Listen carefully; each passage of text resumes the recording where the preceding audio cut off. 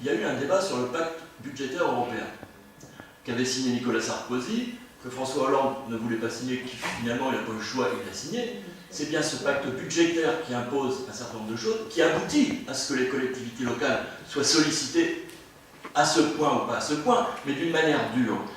Jusqu'à ces moments-là, tous les responsables politiques, à Paris, pas en province, pas les maires, à Paris, les grands responsables, quel que soit le parti, les grands hauts fonctionnaires, quelle que soit leur situation et leur tendance, avaient un mot à la bouche, c'était dans tous les budgets, il faut réduire l'enveloppe de 100 milliards qui est donnée aux collectivités locales. Pour justement baisser, et c'est elles qui devaient baisser le déficit de l'État. Il ne faut jamais oublier ça. À chaque fois, il suffit je vous renvoie à ce que disait M. Jean-François Carrez, là, qui est président actuel de la Commission des finances à l'Assemblée nationale et qui était rapporteur général avant, mais il suffit de l'écouter, ce qu'il disait. Et à chaque fois, les collectivités locales sont passées entre les gouttes. Il faut dire les choses telles qu'elles sont. Aujourd'hui, il y a un Premier ministre qui s'appelle Manuel Valls qui a dit maintenant, il faut y aller parce que finalement, on n'a pas le choix. Et les événements de l'année dernière sur la sphère de la sécurité, vous savez, le débat, les prises de position qu'a eu François Hollande, de dire moi j'arrête les réductions de dépenses dans la sécurité. Je les arrête. Après, ça sera le débat des prochaines présidentielles. Moi, je ne vais pas l'engager aujourd'hui. Mais en tout cas, cette décision-là, elle a été prise. Et ça fait longtemps qu'elle pouvait. Je ne vous renverrai même pas aux délibérations du Conseil national des impôts, parce que c'était pire que tout, pour les collectivités locales, parce que là, elles étaient mises sous tutelle.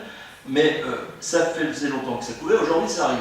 Est-ce que c'est trop brutal? Est-ce que c'est trop fort? Oui, c'est trop brutal. Bien sûr, c'est trop brutal. Demander en 3 ans de réduire de 5% un budget, on peut dans l'entreprise, c'est très douloureux. Dans le public, c'est extrêmement difficile. Bien sûr que c'est trop brutal, mais il y a un moment, il faut quand même le discours de vérité, à savoir, tout le monde doit participer. J'y reviendrai tout à l'heure d'ailleurs pour ici. Tout le monde doit participer. C'est trop dur, certes, mais il faut y passer. Alors, il y a autre chose aussi. Là, M. Damien a raison d'insister dessus, encore pas assez, parce que moi, je suis beaucoup plus incisif que lui sur les fonds de péréquation, les fameux fonds de péréquation intercommunale et communale, FPIC ou le Fonds spécial intercommunal d'Île-de-France, Fonds de solidarité de l'Île-de-France, qui répartissent. Donc ils prennent aux riches pour donner aux pauvres. Mais on sait où ça va, M. Garestier. C'est pas qu'on ne sait pas. Bien sûr qu'on sait où ça va. Il suffit d'aller voir. Vous pouvez y aller voir. Ça part pas, c'est pas dit ça part pas en fumée. C'est bien redistribué. Est-ce que c'est justement redistribué, c'est autre chose? Est-ce qu'il ne va pas trop loin? Ça, c'est une vraie question. C'est une vraie question. Moi, ça ne me dérange pas qu'il fonctionne beaucoup à la loi Perret. Alors ça, je peux vous dire, ça ne me dérange pas du tout. Mais c'est vrai qu'entre les deux, il y a des questions qui peuvent se poser, et qui doivent se poser. Je ne pense pas qu'elles soient posées. S'ils ont retardé la réforme de la DGF, tout le monde a la même enseigne, c'est bien parce qu'il y a des questions qui se posent et qui risquent de fragiliser des collectivités territoriales qui ne l'étaient pas. C'est-à-dire qu'à vouloir défragiliser certaines, on risque d'en fragiliser d'autres, et ça, c'est quand même très dommage, très dommageable d'ailleurs, mais très dommage. Et c'est pas ce qu'il faut faire. Donc moi, là aussi, vous savez très bien ce que je pense. Je voudrais quand même rappeler, je vais faire comme M. Roy, là, un petit coup comme ça, là, de temps en temps, c'est quand même M. Fillon qui l'a inventé, ce FPIC. C'est M. Fillon, Premier ministre, qui a dit qu'il doit atteindre 2% des budgets des communes. Il faut quand même se rappeler l'origine. Tout le monde a suivi, je le regrette, tout le monde a suivi. C'est aussi M. Fillon qui prétendait il y a quelque temps, d'ailleurs il a été suivi par ses collègues, qu'on pouvait faire facilement 100 milliards d'économies sur le budget d'État. Je ne sais pas comment il a fait, comment il ferait, mais je le rappelle.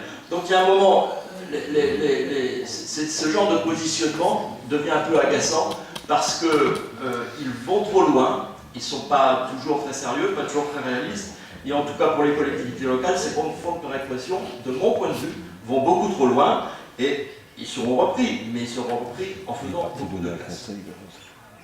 Alors maintenant, j'en reviens un petit peu au propos, à l'exposé Maurepas. Bon, j'ai entendu tout à l'heure l'âge d'or, Maurepas, responsable des finances, je n'ai pas beaucoup connu l'âge d'or.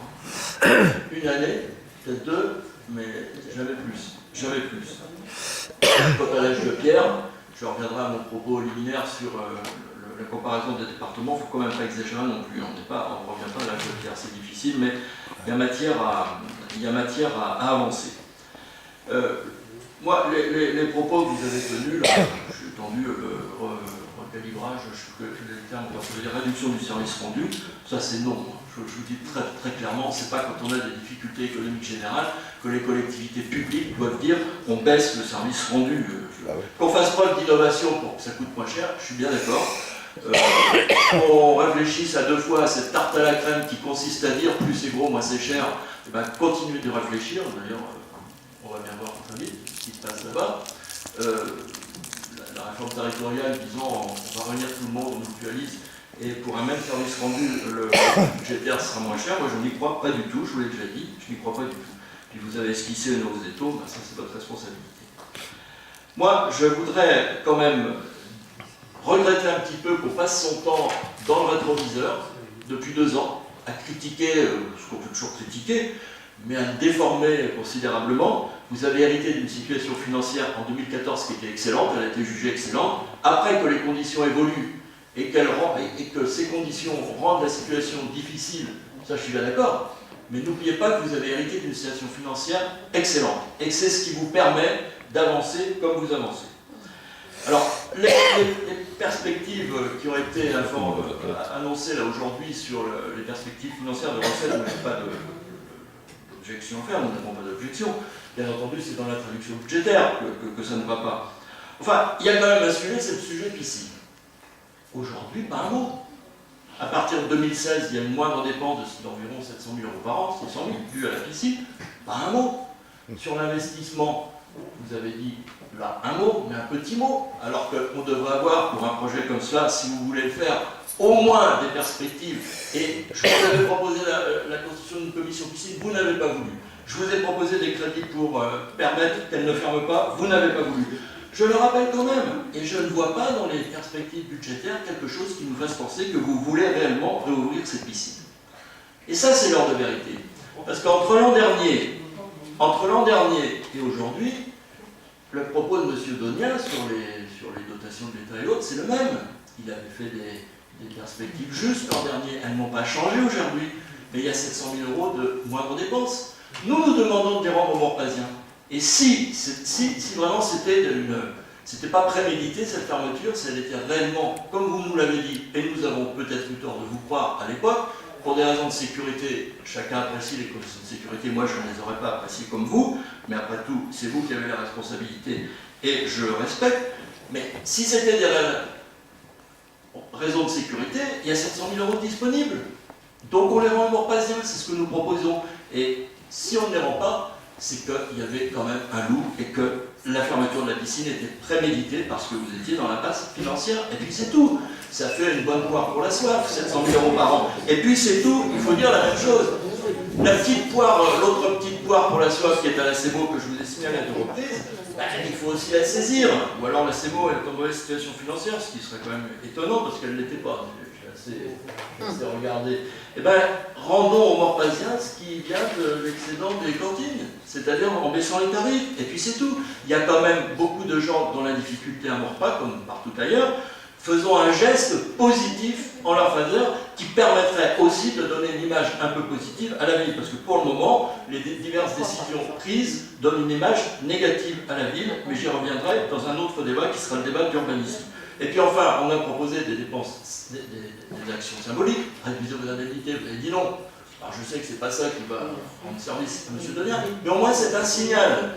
C'est un signal, je l'ai dit la même chose à la 50 ans du ville, j'ai eu le même résultat.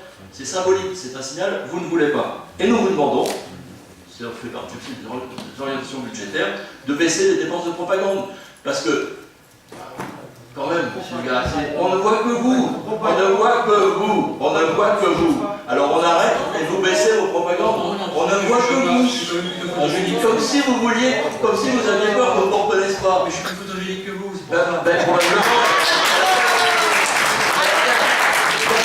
Comme si on allait vous oublier. Comme si on allait vous oublier. Ben, c'est pas la peine d'en rajouter, mais vous savez, on va s'en lasser. On va s'en lasser très vite. Il commence à s'en lasser. Mais vous savez que vous, le budget baisser, continuez à le baisser. En tout cas, il est mal utilisé. Voilà. En tout cas, nos 3 demandes. Et puis, il y a peut-être effectivement une réflexion à faire sur les services, mais en tout cas, certainement pas une baisse des services rendus, et certainement pas une baisse des services sociaux au sens large du terme. Merci de votre attention. Bon, moi j'ai pas envie de polémiquer parce qu'il y a beaucoup d'idéologie, de polémique, on rentre là-dedans. C'est quoi côté qui quoi au boule? C'est facile quand on est à l'opposition, déjà qu'on veut baisser les impôts, surtout pendant 25 ans, ils vont augmenter, donc je vais baisser. Pareil que les taux vont augmenter. Et nous, quand on arrive à la responsabilité, on a baissé la taxe des ordures ménagères, d'ailleurs, elle est passée de 8,19% à 7,69%, ça ne pas sauvé, mais elle avait baissé. Oui. Et après, pour la piscine, excusez-moi, mais j'ai pas d'action chez Castorama. Au lieu de faire du bricolage dans des équipements qui est en ruine, je préfère, comme je l'ai annoncé lors des vœux, détruire et reconstruire.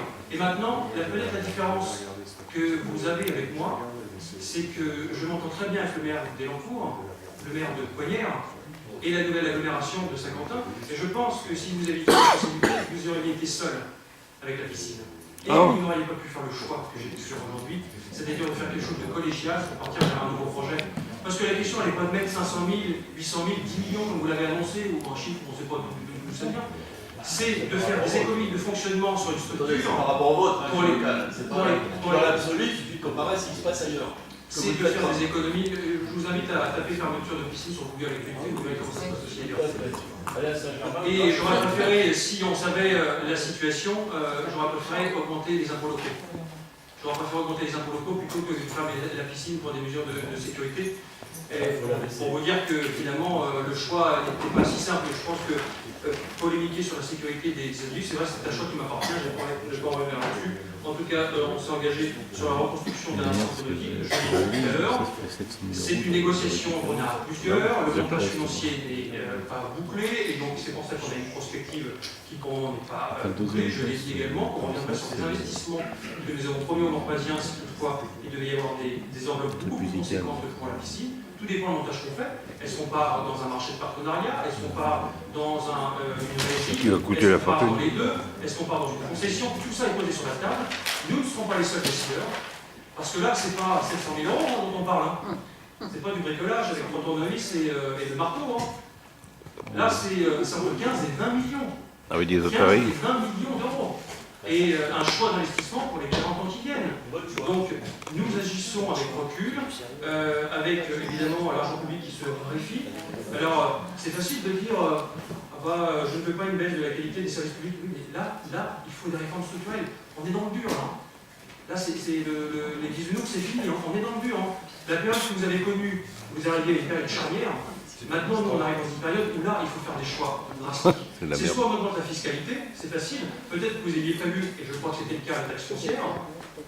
Nous, ça n'était pas notre cas. Donc la recette, il faut qu'on la trouve ailleurs. Donc en effet, c'est des dépenses de fonctionnement. Et pour faire baisser les dépenses de fonctionnement, il faut qu'on travaille le 0,12. Il faut qu'on travaille, qui est la plus grosse enveloppe. Je le rappelle, sur un budget de 30 millions, c'est 19 millions la masse salariale. Donc c'est là la clé. Et la clé du 0,12, c'est de travailler sur la structure. On n'a pas le choix. Et donc l'idée, c'est évidemment de ne pas forcément faire mieux avec, si c'est de faire mieux avec moins, mais surtout grâce aussi à la nouvelle agglomération. Vous l'avez souligné, l'échec des intercos aussi depuis très longtemps. Vous ne croyez pas à la mutualisation. Sachez qu'avec les 5 maires nouveaux dans l'agglomération, on porte tous la même ambition, c'est-à-dire de ne pas reproduire les échecs du passé d'une interco qui a enflé en empilant les services au même titre que les autres collectivités. Mais c'est surtout maintenant, parce qu'on est tous au bord du gouffre. Je ne vais pas citer, mais il y a des villes aux alentours qui ont déjà fermé des structures. Et puis, ça se passe moins bien, évidemment. Évidemment, mais ce sont des choix responsables, sinon on augmente les impôts. Mais augmenter les impôts, c'est trop facile dans un pays qui déjà a une inflation de la pression fiscale, on n'en peut plus de tout bord, donc on se pose vraiment les bonnes questions. Pour la CEMO, je rappelle que la DSP, c'est pas nous qui l'avons signé, on a une volonté aussi de la retravailler, ça prend du temps. Ça prend du temps parce qu'il y a une société publique locale également qui doit être équilibrée avec 30 salariés. On ne fait pas les choses comme ça, on est droit, il faut tout retravailler. C'est une délégation de service public jusqu'en 2022. Et donc il faut aussi qu'on retravaille correctement les choses avec recul, en pesant les avantages et les inconvénients, les opportunités mais aussi les menaces. Et après on décidera de ce qu'il faut faire, si nous, dans quelle mesure nous ferons des économies aussi. C'est facile d'agiter la baisse des impôts, et surtout c'est irréaliste dans une période actuelle. La piscine, 300 000 euros d'économie, puisqu'on a 200 000 maintenant pour les bus pour l'Union Saint-Denis. On a une perte de recettes, puis on ne fera pas d'économie. C'est peanuts par rapport à ce qu'on nous demande. Et surtout qu'on va investir 15 ou 20 millions dans les 2-3 ans qui viennent. Vous voyez, c'est dérisoire. Ça n'a même pas de sens d'avoir ce débat, c'est que de la polémique agressive, et je n'aurais vraiment pu rentrer là-dedans. Voilà. Monsieur Chapin, ensuite, Myriam. Je ne dis rien du tout, mais le discours réaliste, il fallait l'avoir dès le premier jour, M. Garcia, et pas dans votre discours de propagande critique sur ce qui s'était fait avant, en oubliant le positif, en caricaturant tout, en disant que tout ce qui était fait avant c'était négatif. Je suis désolé, c'est vous qui avez choisi ça. Alors maintenant, vous êtes au pied du mur, choisissez, nous faisons des propositions parce que nous avons compris que votre discours était cohérent. S'il n'était pas cohérent, eh ben, c'est l'heure de vérité aujourd'hui. L'heure de vérité, Promis. on la connaît depuis le départ. D'ailleurs, Nicole, tu l'as souligné pour la baisse de la DGF. Nous, quand on arrive en responsabilité, on ne pensait pas que ça allait être aussi violent. Je pense qu'aucun élu autour de cette table ne pensait que ça allait être aussi violent. Sinon, je pense que les efforts ont été faits auparavant. Alors, c'était un choix politique, mais ça, c'est autre chose. Parce que je crois qu'avec mon prédécesseur, vous ne disiez pas tout. Parce que vous apprenez des choses de notre part au fur et à mesure des choses. On voit sur la masse salariale. Que dire sur la piscine aussi, du rapport de 2009, dont vous n'avez pas connaissance, de l'explosion aussi des promotions internes de catégorie A, qui nous plombent aussi le budget de fonctionnement, où on a des agents de catégorie A qui n'ont pas forcément les missions, et ça aussi, ça pèse. Et ça, c'était au bon vouloir aussi à l'époque, dans les filets, je dirais, du contrôle de l'égalité, sur ce sujet. Et ça, vous n'êtes peut-être pas au courant, c'est ce que vous nous avez dit en tout cas. Je peux vous dire un petit mot là-dessus. Il y a un moment où, en 2008, il y avait un numerus clausus pour les catégories C. Qui l'a enlevé? Qui a créé l'explosion que vous dites qui est intervenue par toi et Je parle de catégorie A. Pardon, excusez-moi. Les catégories A, je pensais aux cadres, pardon. Les catégories A, les cadres, en fait, les attachés, hein, voilà. Et qui a enlevé ce numerus clausus? Non, c'est indépendant. Ah tiens, Qui a permis l'explosion de ces promotions quand quelqu'un était au grade du dessous, ben on le promeut au grade du dessus, alors c'est au mérite, ce que vous voulez, tout est critiquable, après c'est une gestion. Mais avant il y avait un numerus clausus. C'était en 2010 en 2009 que ça a été enlevé ce numerus clausus. C'était probablement la gauche qui était au gouvernement, c'était voilà ce que je voulais vous rappeler. Il y a un moment, il faut aussi que le discours de vérité il aille dans tous les sens, hein, et y compris de votre côté, dans votre camp. Non, mais c'est indépendant des mesures gouvernementales, c'était dans le cadre de la libre administration des collectivités sur la promotion interne des agents catégoriels qui n'a rien à voir avec le dispositif gouvernemental. Et je crois que vous citez tous les exemples. Ensuite, Myriam. Moi, je voulais simplement dire qu'on pouvait être dans l'opposition tout en étant quand même constructif. Alors, j'entends quand même, on est en train de nous expliquer que tout ce qu'on fait, c'est négatif, c'est un petit peu agaçant. Quand vous parlez par exemple de la dissolution des offices, vous ne parlez pas que depuis 1 an et 2 mois maintenant il y a eu une création de services dédiés à la vie associative. Ça vous ne le dites pas. Quand vous parlez par exemple de la révision du PLU, je voudrais bien savoir en quoi ça appauvrit la commune. On a eu un débat là-dessus. C'est plus tard ça. Voilà. Enfin vous voyez, je veux dire, on peut être dans l'opposition et paradoxalement, vous nous expliquez à chaque conseil que vous êtes prêts à travailler avec nous, qu'on peut faire des groupes de travail, mais à partir du moment de toute façon où on propose, où on fait les choses, c'est pas bien. Alors, c'est pour nous, ils ont fait que ça. De faire machine arrière. Non, je ne suis pas d'accord. Ils ont fait que ça. Monsieur Japin, vous étiez comme moi à la réunion, lorsque le maire vous a convoqué pour la piscine. Oui.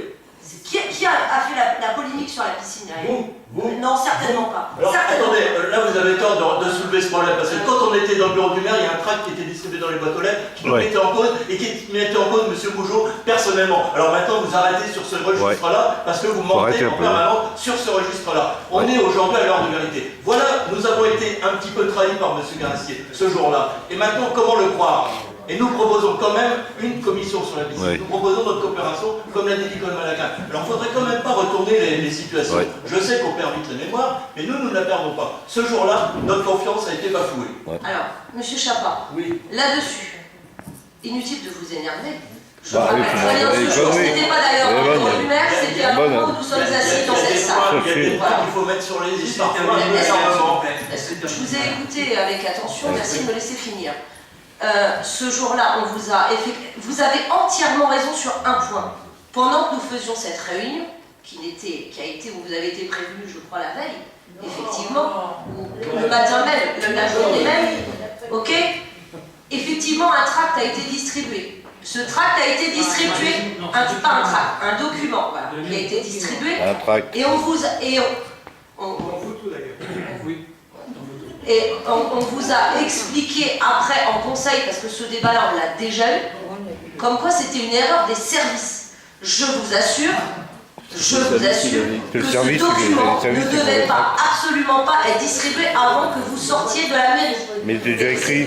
Alors maintenant, voilà, c'est votre parole. N'importe quoi. J'ai parlé de distribution. Eh ben, il était écrit. D'accord. D'accord. Mais de toute façon, cette réunion, personne n'était au courant de cet audit. C'est quand même bien vous qui étiez aux responsabilités et qui étiez élus à l'époque. Tout le monde découvrait cet audit où on vous demandait déjà de faire 800 000 € de travaux. Alors, il y a un moment donné où on ne peut pas tout le temps rejeter la faute sur les autres. Vous feriez mieux, Madame Debucquois, d'être très prudente quand vous exprimez là-dessus. Voilà, après vous réfléchirez, parce que de temps en temps vous parlez, excusez-moi de vous le dire, un peu trop vite, vous réfléchirez à ce que vous venez de dire et à la situation que vous créez. Oui. Moi je n'en dirai pas plus. Moi je me suis exprimé devant vous ce jour-là d'une manière parfaitement honnête, complète, honnête, j'ai eu tort. J'ai eu tort vu l'exploitation que vous en faites. J'ai eu tort, je le dis, j'ai eu tort. Vous réfléchirez comment il a remonté ce rapport, comment on l'a retrouvé, qui a dit à quoi il a servi à l'époque. Vous me mettez en cause. Moi je vais vous dire une chose. Si vous voulez remettre ça en cause, j'ai toutes les mémoires des propositions budgétaires. Vous les avez, vous pouvez y avoir accès. Vous irez contrôler pourquoi il n'y a pas eu de proposition. D'abord, ce n'était pas un audit, c'était une proposition de gestion patrimoniale, ce n'est pas un audit technique, ce n'était pas un audit de sécurité, c'était des recommandations sur le patrimoine avec des priorités, c'était tout. Jamais il a été dit, il y a un problème de sécurité absolue qui nécessiterait des interventions immédiates. Jamais. On peut refaire l'histoire, mais comme vous le faites, je ne l'accepte pas, Madame Debucquois. Vous étiez à cette séance, j'estime que la confiance que nous vous portions ce jour-là a été bafouée. Ça ne recommencera pas. Néanmoins, on vous propose des réunions de travail ensemble. Mais n'y revenez pas au même prix. C'est tout ce que je peux vous dire. Monsieur Chabin, c'est vous qui avez parlé de la piscine, hein, c'est pas moi. Mais c'est pas moi qui ai parlé de ce rapport. On le confiance dans les groupes de travail, tout va bien, mais en même temps, j'ai confiance dans les groupes de travail, c'est pathologique. En tout cas, il y a une cohérence et puis c'est fini. Bon. Ensuite, Laurent, tu avais une Oui, j'avais juste une question qui n'est pas indiquée sur le document SILES. Je voulais savoir s'il n'y avait pas eu d'effort cette année au niveau de la masse salariale, parce que M. Chapin nous dit que c'est grâce à la piscine qu'on fait des économies. S'il n'y avait pas eu d'effort fait notamment sur la masse salariale cette année, à quelle hauteur on serait à la fin 2015? Donc l'effort, l'effort il est de moins 100 000 €. Et étant donné que l'augmentation mécanique est de plus 300 000 €, on sera à 500 000 €. Moi je voulais revenir, j'en profite, je suis désolé, j'en profite pour reprendre un peu la parole, par rapport au propos de M. Chapin concernant la tendance inversée sur la dette. Oui, effectivement, bien sûr, il y a un effort de 50 milliards, bien sûr.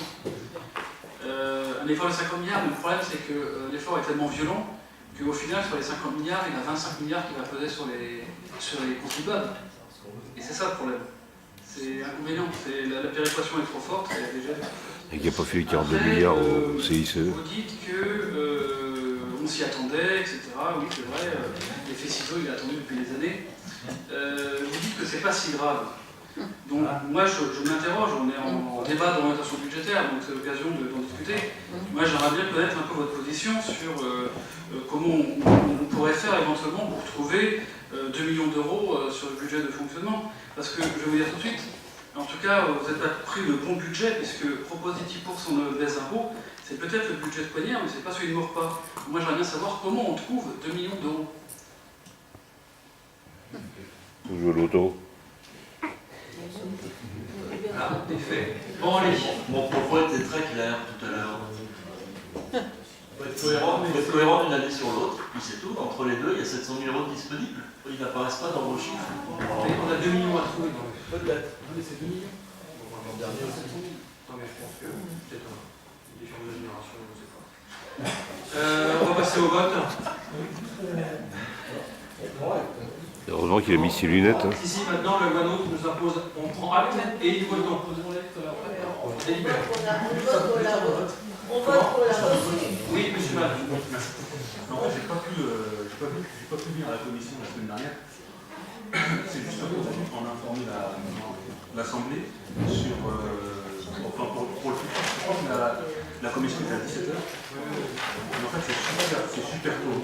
On le sait, c'est exceptionnel parce qu'il y a une commission agglomération qui était juste après 19h et qu'on a dû décaler. Parce que là, en ce moment, il y a des agendas qui se bousculent avec l'agglomération. Les élus qui sont communautaires de siéger dans les commissions, on a dû. Mais ça n'arrivera pas. Quand on a le boulot à 16h pour venir, on va Non, mais on est d'accord. Mais c'était le même cas pour d'autres élus. les remarques, c'est ta demi-journée. Donc, on travaille. C'est pas facile.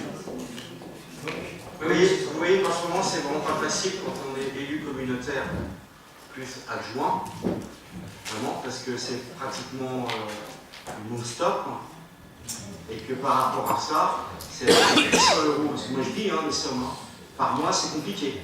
Voilà. Donc, non, mais je le dis au passage. C'est pour ça qu'il a une prime. Allez, prenons acte. On passe au vote. Qui est contre le débat d'orientation budgétaire? La loi NOTRe nous impose maintenant de passer au vote. Le vote de quoi? Alors, j'ai bien entendu que la loi NOTRe demandait de passer au vote. Et c'est le vote comme quoi nous avons eu le débat de l'orientation budgétaire. C'est pas je suis pour le débat de Oui, mais quand vous voulez voter. Bah si, ça veut dire on vote qu'on a. Mais oui, mais c'est important, monsieur le maire, parce que sinon on aurait préparé autre chose, peut-être, on aurait dit d'autres. Voilà. Elle est incomplète, votre projet de délibération est incomplet dans ces cas-là. Bon, bah écoutez, après en avoir délibéré, nous actons. Oui, nous prenons acte, oui, c'est ça. C'est encore un peu fou des larmes, ça, vous voyez. Oui, mais bon. C'est un peu, ça a mis au moins peut-être une semaine. Très bien, merci. On se retrouve au budget. Ensuite, Sylvestre, on continue. On passe au renouvellement de la garantie d'emprunt de 170 000 €. En octobre 2009, la commune a accordé une garantie d'emprunt à l'association Lève-toi et Marche pour un prêt de 169 372 € auprès de la Caisse des dépôts et consignations.